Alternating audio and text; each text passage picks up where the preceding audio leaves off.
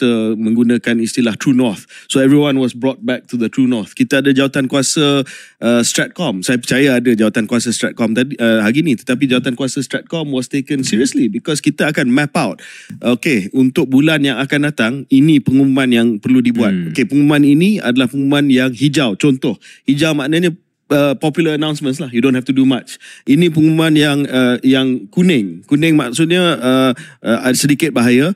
Merah contohnya subsidy rationalisation. That's merah lah. Okay, kalau merah, apa yang kita akan buat untuk memastikan bahawa kemarahan rakyat itu dapat dibendung?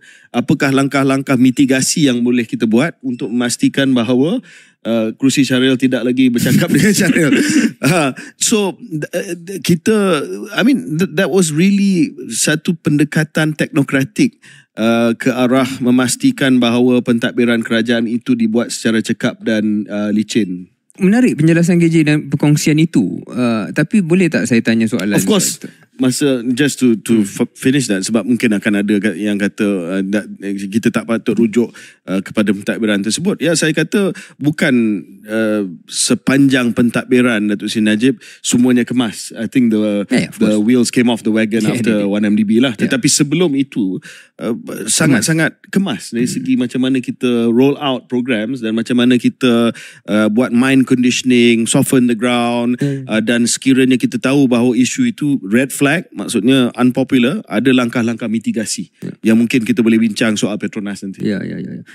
Soalan yang saya nak tanya, satu ialah adakah itu mencerminkan perlunya seorang Perdana Menteri yang ada aura tersebut juga berani untuk delegate some of this task? Pertama. Kedua adalah ia mungkin cerminan kualiti jemaah menteri pada ketika itu dan kualiti jemaah menteri pada ketika sekarang ni, medianya ada beza.